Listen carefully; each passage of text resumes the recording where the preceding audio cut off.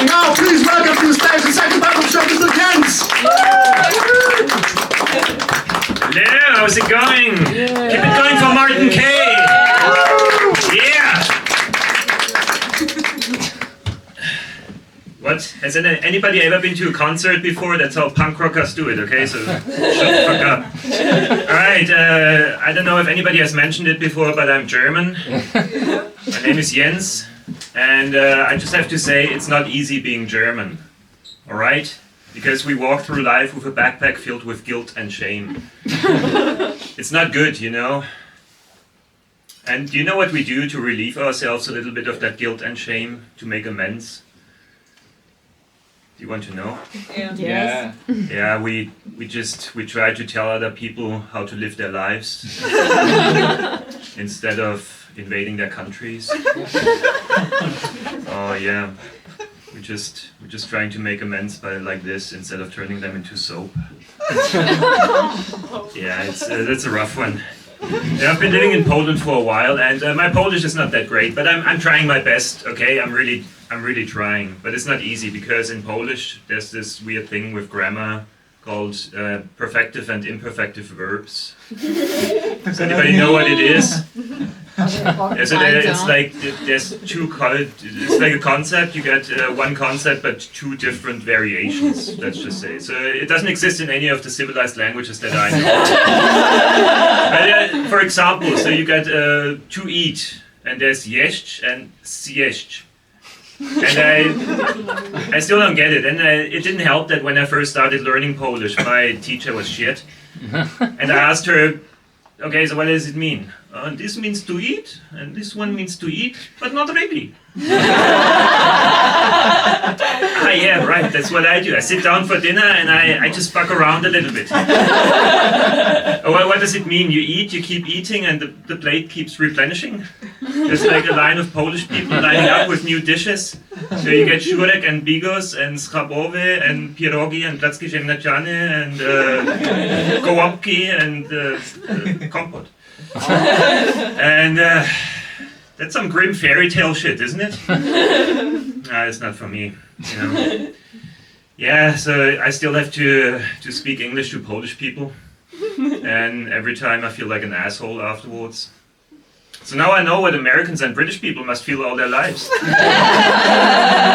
Correction, would feel if they had any sort of self-awareness. Don't get me wrong, I don't have anything. I have nothing against British or American or Australian people. I think they're all great, okay? It's just, it's so adorable. But we have to learn their language so they can communicate with the world. And we have to learn their cultural references so they got something to talk about. Yeah, this is going great. I don't know, have you noticed like some weird things about Poland? Anything? Well, what I think is very weird is the sirens. No, not the air raid sirens, just regular sirens, okay? There could be a police car, a fire truck, or an ambulance. And I just mind my own business and I keep moving, but whenever Polish people hear a siren, they freeze. It's collective paralysis in the streets. They freeze and watch the car. You can't see what happens by looking at the car. It doesn't work like this. It's not like the paramedic or the policeman or the fireman is hanging out the window going, "Ah, another bitch had a heart attack!" And Babcia just stands there, "Boże, not again." Yeah, so I just can't accept. I did it again. I can't escape my German genetics. I just can't. Okay, it's inside me, and every time on the 1st of September, every year. Coincidentally, I always have like a free day on the 1st of September. And I always have a weird feeling when I get on the train and I go eastward. I always go to Podlasie or something for a day trip, just to go swimming or something. It always makes me feel very self-conscious, you know. And then I went to Kraków with some comedic friends of mine. And we checked into the hotel, and the lady at the reception, the first thing she said, "Do you want to book a trip to Auschwitz?"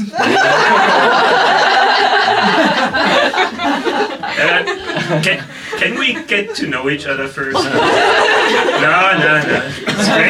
Straight to Auschwitz. Straight to Auschwitz. Does anybody speak any German?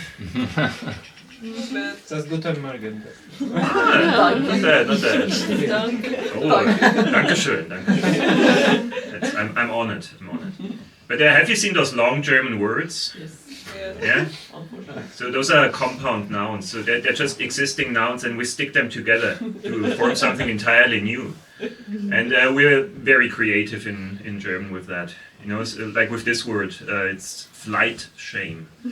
So it's the shame of flying on an airplane. It's a very German concept, isn't it? I mean, do you think Chinese people or Indians or Pakistanis or Nigerians or Indonesians or Brazilians, or that's half the world's population, are ashamed of flying on an airplane? No, but 80 million Germans, we're gonna rescue the world and save the climate. And also great, another thing to be ashamed of. You know, we have 0 things to be proud of. You can't be proud of your country, your culture, your national anthem, your flag, your history. It's not healthy. How are we supposed to interact with people who feel no shame at all? Like French people. You know, a French person feeling shame, that's like an American learning a foreign language. Or like an Indian man having consensual sex. Yeah,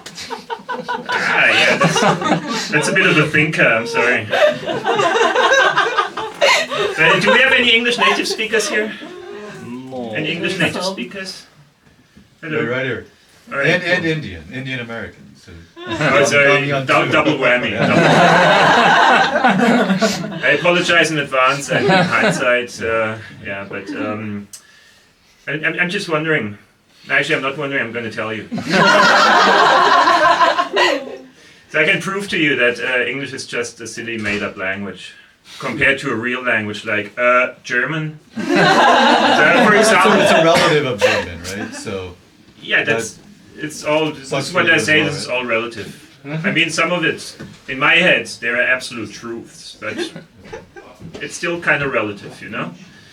So, for example, you have to alert the other villagers. There's a wolf. What do you shout? wolf. Wolf. Okay, yeah, it's very weak, you know, and I'm not sure, are you barking? Are you, well, what is it, wolf? You know what we shout in German? In German we shout, Wolf! So it starts with a strong V. So after the V, a lot of people would already be alerted and know what's up. And then comes a strong vowel, oh. It's not like those garbled mongrel vowels you have in English, no. And then it's followed by a German L. The German L, that's like a voluptuous MILF. Not like the English L, that's like a bony, anemic floozy floating through space.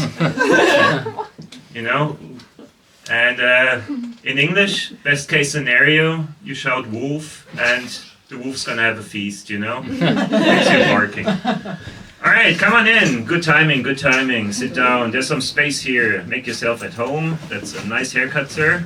Very fresh. You come by bicycle as well? No, we went by foot. I mean by metro Okay, and then foot. but you walked really fast. Not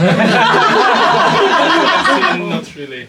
Okay, but it's a very, very stormy haircut. I like that. It was a compliment. Oh, thank you. Okay, so another example. So imagine your building is burning. What do you shout? Fire. Again, very weak. You know what we shout in German? In German we shout Feuer! It starts with the same strong F that ended Wolf. In the middle there's an Oi! And it ends with Ah! In English it's different, you know?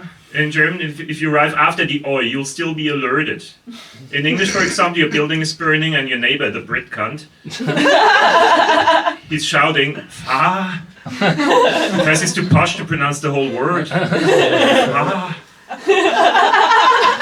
Best case scenario in English is fire. Somebody arrives after the first syllable and thinks you're having a stroke. He's going to check up on you, see what you're doing, and Die of carbon monoxide poisoning. Burned to a crisp. What else has pissed me off recently? Oh, I know. I went to a cafe. Not a real cafe, one of those modern types. You've seen it, exposed brick walls, single light bulbs hanging from the ceiling, bossa nova covers playing. There's like fancy young people on their MacBooks sitting there. And the guy behind the counter, you know him, you've seen him. He's got a big beard, he's got a fisherman's beanie even when it's 35 degrees outside. He's got a lot of tattoos on his hands and his neck, Sailor Jerry and Russian prison inspired. And just say hello, he doesn't return the greeting because he's too blasé. And so you order a coffee and he proceeds to ask you a million questions about the origin of the beans and the method of roasting and percolation and extraction. And you're like, bro, I just want a coffee. A coffee like in Italy. Standing at the counter, paying €1.50 max to get a strong dark coffee. Served to you by a slightly surly Napoletano or Siciliano. And he has to be slightly surly because his wife keeps nagging him about carrying this or fixing that. And there's no bossa nova covers playing, there's Toto Cotugno. Adriano Celentano. Yeah, singing in a slightly melancholic way about the choice of life. Not this AI-generated bullshit. Yeah, but back in the hipster cafe, you pay and then you ask, so where's my coffee? Oh, you didn't know you have to download it in the app.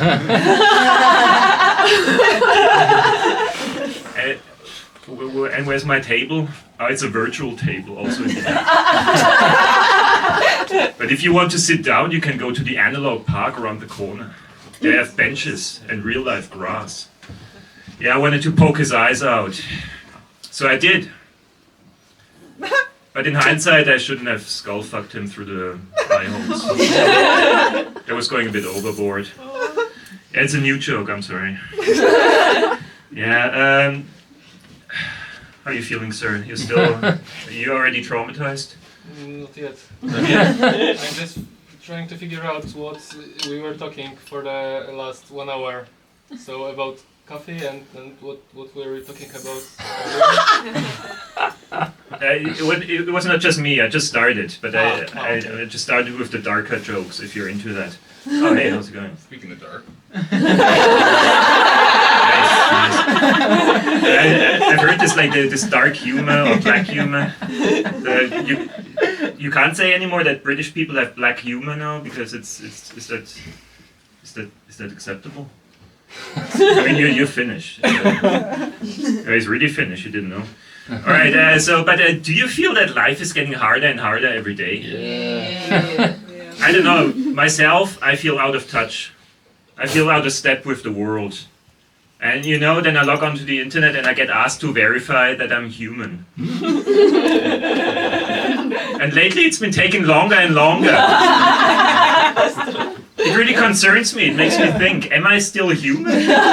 Is my humanity still intact? Anyway, what are they going to do next? Send a drone to my window? And I'm going to have to do a TikTok dance to verify that I'm a moron? And then, I'll start dancing and the drone will go, oh God, it's German! This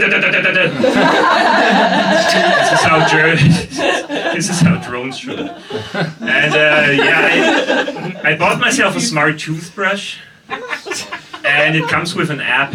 And if you don't brush your teeth on a regular basis, the toothbrush will send you sad emojis. No. And then if you skip a day or two, you get angry emojis.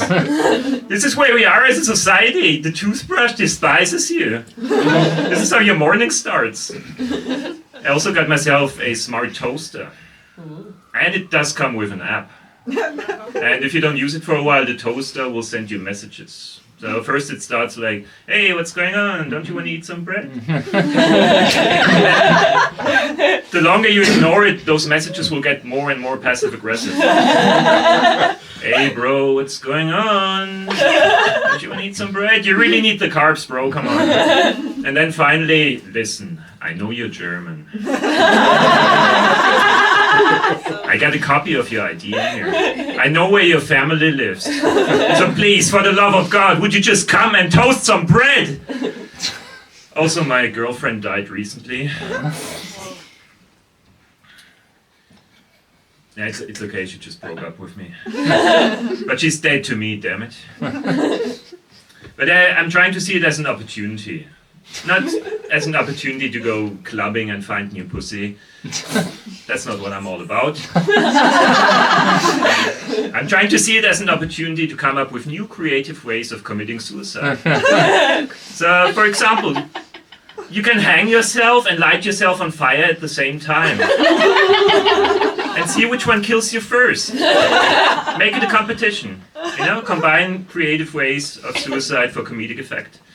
You can stand on the train tracks, and when the train comes at the very last second, shoot yourself in the head. You'll fall off the train tracks, and the driver will go, "Son of a bitch." Well, at least you had a sense of humor about it. Or you can jump off a high building with a toaster under your arm. And the toaster will go, "I fucking told you to eat more bread!" What did I do?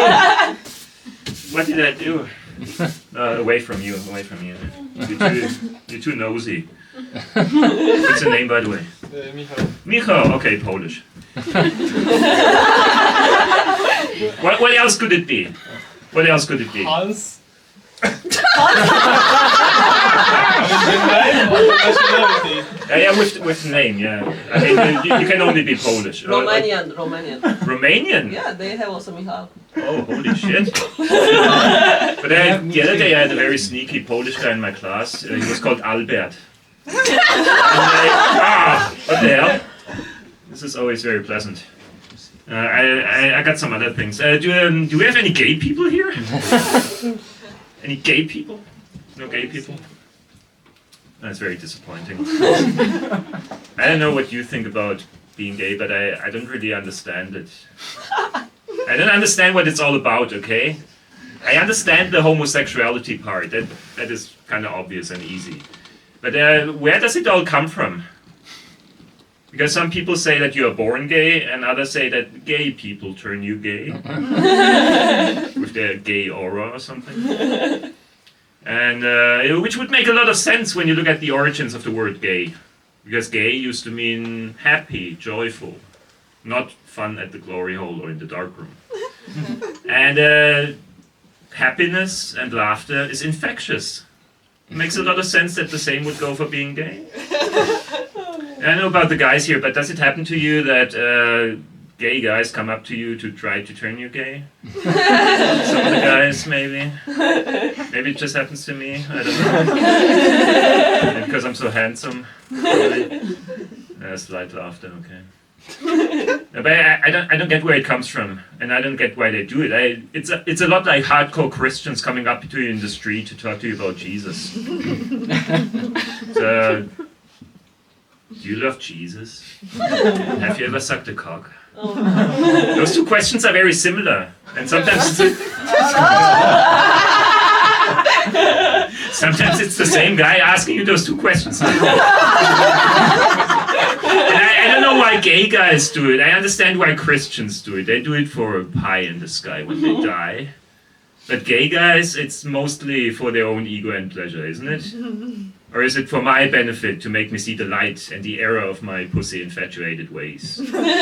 Well, I think it's just for extra points in gay heaven. So when they die and they stand before gay God goes, "Oh my God." But he's actually God, so he goes, "Oh myself. It says here you flipped 128 heteros. Good job, Queen. You're getting the extra cushy cloud tonight." All right, wait. One American, another American? Who are the Americans here? Are you American? Weren't you Polish yesterday? I'm both. Oh, I got no passport. I also have it doesn't work like this. You gotta choose. In the real world, you gotta choose. pirate. Pirate. Alright, fair enough, fair enough. Do you know what would you say? What are the main differences between Americans and Germans? Many things. For example, I I'd say that Germans have much more like rigor as to their general approach to life, but Americans are like more laid back. Rigor mortis. Yeah. Okay, I see. That's what sets in when you die. But it's good to hear that we have that in life already. So, like, the main difference that kind of bumps me out a bit is that you guys don't use the metric system. Oh, it bummed me out too. Yeah? It's way easier with metric. Yeah, you got all these measurements, like yards and inches and feet and Fahrenheit and miles and a weird pound and gallons. And I have to remind myself sometimes, oh yeah, you're using the same calendar as us. Isn't that too basic for you guys? I mean, 365 days in the year and 24 hours in a day. Shouldn't it be more like, no, fuck that! 400 days in the year and 28 hours in a day. We are Americans, goddammit. Yeah, I'm surprised. That's how you sound like in my head. Maybe put the month first. Yeah, how have the names of the months not been changed to reflect American celebrities and presidents?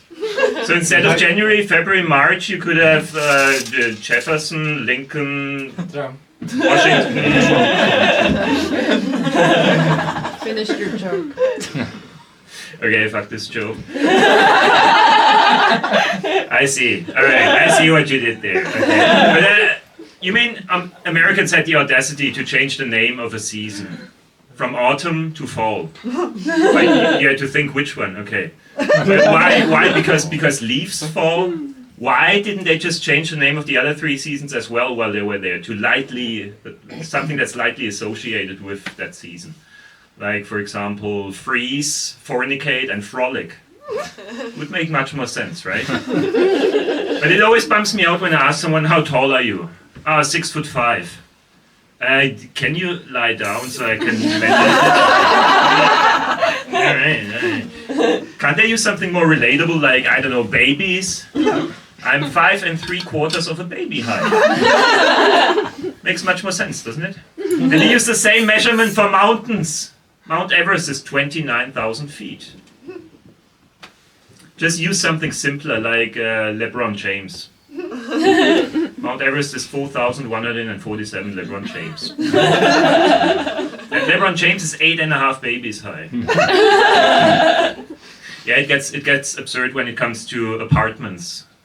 So, for example, those rich fucks in their 800 square foot apartments in New York. Is that big? I don't know what that means. And who measures this? Who has square feet? Do midgets have square feet? You know, the average midget is 3 to 4 babies high. Yeah. It's so German, isn't it? It's so German to talk about measuring things and comparing cultures. It's so German. You know, since moving to Poland, just to let you know, everything I say, on stage, off stage, everything I do is being classified as so German. Everything. For example, I stand at the traffic light and I wait, so German. But when I cross, when it's red, look at that guy, so impatient, must be German. Yeah, those opinions usually contradict themselves. But it happens a lot when I travel as well. I went to Iran, for example. And the people there, they loved me. They were like, oh, you're German, we are the same people! And I'm oh, you mean Aryan? Well, thank you. It happens a lot when I go to Muslim countries. They say, oh, you're German. We hate the Jews as well. Yeah, that's always a good one. No, but everything is so German. Oh, you arrived punctually at your workplace. So German. Oh, you took a bottle of water and a snack on our day hike in the mountains. Look at Mr. German here. And my favorite. Oh, what do you mean you went and took a shit in the toilet? Ha, that's so German. I just shit my pants. All right, just a question to the ladies here, because I got some good advice recently. If I want to pick up Polish girls, does it help if I really lay on the German accent? Does it help? No strong opinions? That's very disappointing. Well, I tried last week. I went to the disco and I danced a little. And then I remembered that Germans have no sense of rhythm. So I went up to the bar and I saw this beautiful lady there.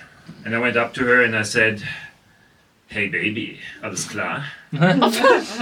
Can I buy you a beer?" And she was smiling and swooning and we were having a drink. And then afterwards I said, "All right, now it's your turn. You're paying the next round, yeah?" And her face just derailed and she said, "What? No."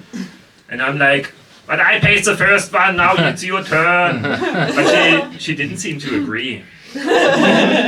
What the hell is this bullshit selective emancipation? Like I have to open my wallet so she opens her legs. Nah. What does she think I am, stupid? It has to be fair from the beginning or nothing at all. She just wants German sounds, not German logic. And then all of a sudden this black guy came up to her and said, "Hey baby, can I buy you a drink?"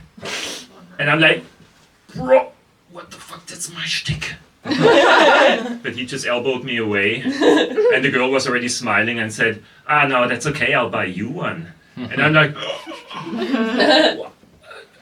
what about me?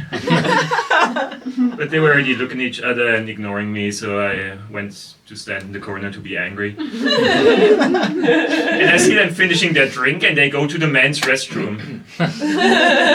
So I wait a few minutes and I follow them. I want to know what's going on. And the moment I come in, I can already hear her moaning and I hear some thumping against the toilet wall, so now I'm really crushed. I'm going out to buy myself a beer and drink and cry into the beer at the same time. And after 20 minutes or so, I see them coming out and they kiss and part ways and the black guy comes up to the bar. So I go up to him and say, "Bro, what the fuck? I paid for her first drink, so she was already halfway there. What about my money?" And he said, "Bro, I don't know what you want. She obviously fancied me." And I'm like, "Bro, are you serious right now? You know what? Can I buy you a beer?" And he said, "I thought you'd never ask." So we're having a beer and then afterwards we went to the restroom. So I could at least have a bit of a taste of her.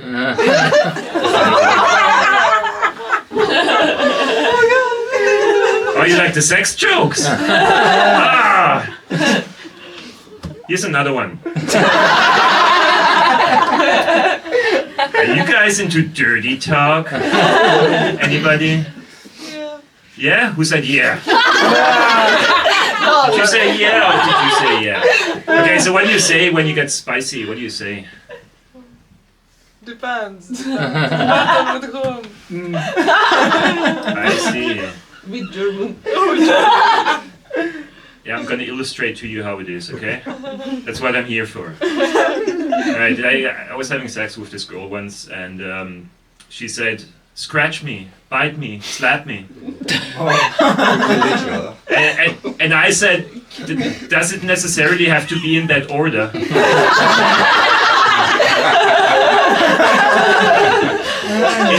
In hindsight, I should have worded it differently. It was too long, too many syllables. It kind of throws off your rhythm. And she said, "No!" So I slapped her, and she said, "On my butt?" Oh.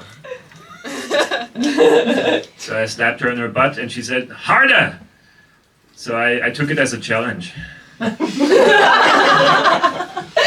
And oh boy. And she got what she asked for.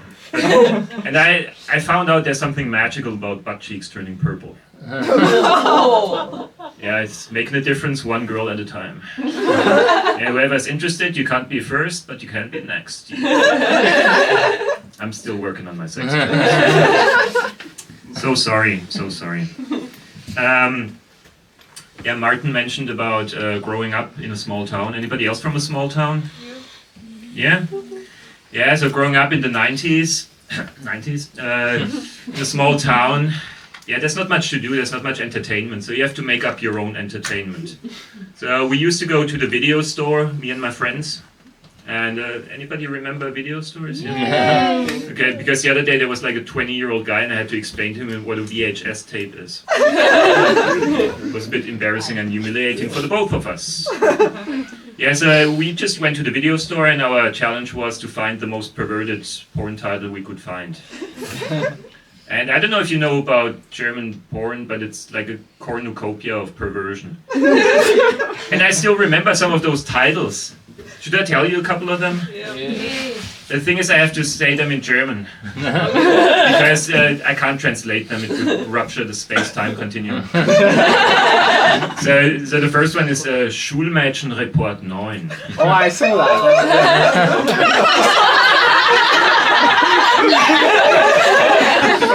Well, so this is about schoolgirls of reasonable age.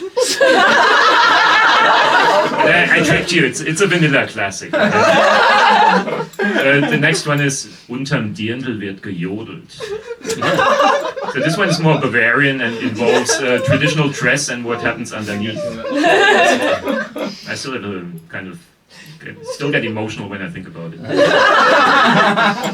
next one is my favorite. Wundgefickte Indianerische 4. So this one has a bit of an ethnic component about Native Americans. And I still have a soft spot for that. That is, I mean, Wundgefickte Indianerische, that's not porn, that's poetry. And the last one is Geiles Kaviar Buffet 57. Okay, I don't know how firm you are in your porn terminology or in German numbers. But this was the 57th installment of Geiles Kaviar Buffet. That means there were 56 volumes of this before. So for those who don't know, if you can imagine 2 girls, 1 cup, just extended to 90 minutes and at least 57 volumes. Yeah, don't Google it. There are some things you can't unsee. There are some things you can't unsee. Alright, yeah, so the theme of this show is all is forgiven. It used to be all is forgiven, but yeah, Martin forced me to add the question mark. Yeah, and I don't know. You know, living in Poland as a German is kind of hard, and I feel like I've been talking about Nazi shit for like the last year, on stage, off stage, everywhere. And I'm sick of it. I don't want to talk about it anymore. I'm over it. Can't we all just get over it? I still think that Hitler was kind of misunderstood, though. I mean, don't you think? He was a sensitive artist. He was a vegetarian. He was potentially homosexual. He believed in collectivism. He was concerned about overpopulation.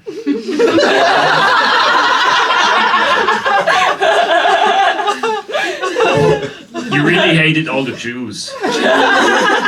And he committed suicide. So he clearly had some severe mental health issues that he couldn't talk to anyone about. Except for Heinrich Himmler, Joseph Goebbels, Hermann Göring, Rudolf Hess, Albert Speer, Wilhelm von Keitel, Martin Bormann, Joachim von Ribbentrop, Eva Braun, Magda Goebbels, his secretary Traudl Junge, his cousin Geli, his German shepherd Blondie, Jesse Owens, and Leni Riefenstahl. But apart from those, he didn't have anyone to talk to about his struggle. Wow. He did, however, write a book called My Struggle. It's not a very good book. It kind of drags. The ideas are a little outdated. It's ambitious. It's very ambitious. But stylistically and linguistically, it's rather poor. So to sum it all up, you got a sensitive, artistic vegetarian, probably gay. He believes in collectivism. Wants all the Jews to die and committed suicide because of severe mental health issues. The guy would fit in perfectly right now as a student at a Berlin university. Now, more so than in 1939. Just picture it. You got young Adolf sitting in a hipster cafe in Neukölln. He's wearing a fancy scarf. He's on his MacBook. He's got a bit of milk foam on his mustache. From his soy cappuccino, because since moving to Berlin he's radicalized and now he's vegan. Yes, young Adolf pretending to be a feminist so he can score with Eva Blau. You got young Adolf going to the Berlin Film Festival to spit at Israeli filmmakers. There's young Adolf going to Görlitzer Park to buy some hashish and amphetamines from the subhumans there. His words, not mine. And then there's young Adolf beating up his fellow Jewish students together with his anti-Semitic Erasmus student friends. Coincidentally, from Spain and Ireland. And occupying historic lecture halls, causing hundreds of thousands of Reichsmark in damages, and spray painting an upside-down red triangle, and yelling, Yalla Intifada, and from the river to the sea! It makes perfect sense. And it hits too close to home. You know, in Germany we can't do anything anymore. We've outsourced everything. We've outsourced our shoe and textile industry, our automobile production, and now we're outsourcing anti-Semitism to filthy Austrians and Muslims. All right, I don't want to end on this note. Can I tell you a little story? Yeah. Okay, just to finish up a little story. Haven't I made any teacher jokes? Fucking hell. I'm actually a teacher. Yeah, so I used to live in different countries, and I used to live in Australia, for example, where I was teaching English. No wonder the climate is fucked. Importing Germans to teach English to Brazilians and others. It was great. I was teaching A0. I don't know how familiar you are with language learning, but A0 is before the most basic level, which is A1. So those guys had negative English. And but coincidentally, I had my famous, my most favorite student of all time in this class, which was Ahmed from Afghanistan. A 20-year-old guy, the most dyslexic person on earth, from somewhere in the mountains in Afghanistan. But he was so sweet. He always showed up early and helped me set up the chairs and the tables. And I would always pair him with a Brazilian girl because I had a crush on her. And of course she didn't want anything from Mountain Goat Boy. Yeah, but I would always ask him, because he had those weird catchphrases. I don't know where it came from. So I asked him, hey Ahmed, what did you do on the weekend? On the weekend, I go to beach and I go dancing. Googly googly. And okay, sounds like a good weekend. All right. And then one day he came to class and he was all bruised and cut up. And I'm like, Ahmed, what the fuck did you do? Oh, teacher, I ride my bicycle. And my brother play football. Googly googly. And I'm like, what? Why? Did you go to the hospital? Oh, my brother said no hospital. And then one day there was a hostel next to our school, and he came out of the hostel. And I'm like, Ahmed, you got a house with your brother in Woolloomooloo. Australian suburbs have weird names. Why are you not in your house? Oh, teacher, this morning Somali people come. Googly googly. And I'm like, holy shit, Somali people are fucking smart. So now I've been incorporating this googly googly into my everyday speech. So for example, when women ask stupid questions, like where were you last night? Or is that lipstick on your collar? So I just say, well, I was out drinking with the boys. Googly googly. All right, this is all for me. Thanks so much for coming, and I hope you enjoyed it. Cheers. Give it up for Martin Kay as well. Thank you so much. There's wine. We're gonna have some wine right now. Cheers.